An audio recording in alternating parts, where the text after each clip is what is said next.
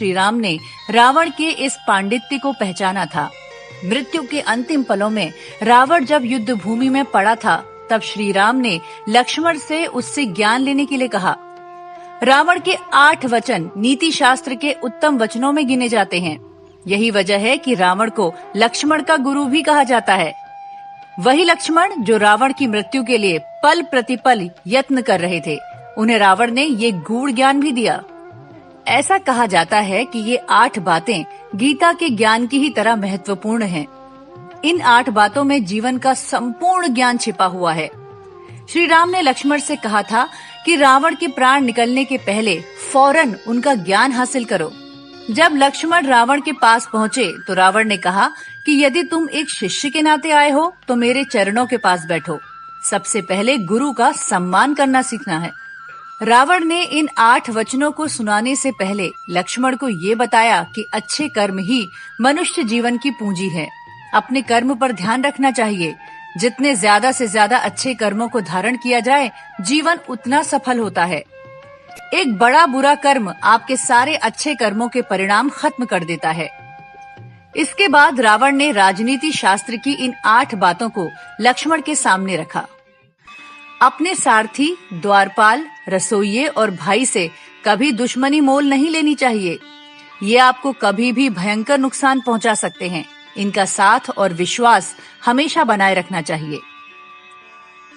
चाहे आप हमेशा विजेता ही क्यों न रहे हो, कभी ये गलतफहमी नहीं पालनी चाहिए कि आपकी जीत का सिलसिला हमेशा चलता रहेगा।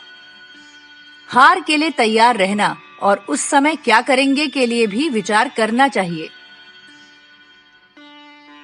जो आपकी आलोचना करते हैं, ऐसे मंत्रियों का हमेशा सम्मान करना चाहिए। वो आपके सच्चे हितैषी हैं और आपको उनसे हमेशा सही जानकारियां ही मिलेंगी। अपने दुश्मन को कभी कमजोर न समझें। मैंने ये गलती हनुमान को कमजोर समझकर की थी। मैं हनुमान की महान शक्ति को पहचान नहीं पाया। आप भाग्य को नहीं बदल सकते।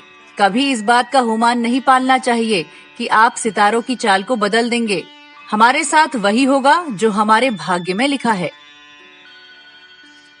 चाहे भगवान के खिलाफ हो या भगवान की शरण में हो, जो भी करो पूर्ण समर्पण से करो। यदि भगवान के पक्ष में हो तो कभी संदेह मत करो और पूर्ण समर्पण करो। इसी तरह यदि विरोध में हो तो पूर्णता के साथ विरोध करो। जिस राजा को यश की प्राप्ति करनी हो, उसे सिर उठाने के कुछ क्षणों में ही लालच को त्यागने की कला आनी चाहिए। यानी ऐसे राजा को लालच का विचार आते ही उसे जहर के समान मानना चाहिए।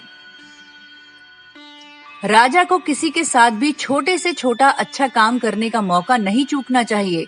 किसी भी अच्छे काम को करने में कोई टाल मटोल नहीं करना चाहिए। अच्छा काम भाग्य लाता है और जो इसे टालते हैं वो दुर्भाग्यशाली होते हैं। रावण के ये 8 वचन आज भी उतने ही काम के हैं जितने रामायण काल में थे।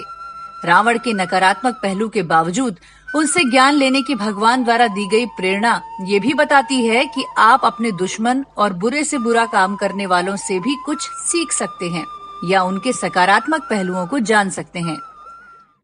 उम्मीद है ये बातें आपके जीवन में नया उजाला लाएंगी। यदि वीडियो आपको पसंद आया हो तो अपने मित्रों से साझा करें और चैनल को सब्सक्राइब करना ना भूलें। वेब दर्शन की पूरी टीम की ओर से आपका धन्यवाद।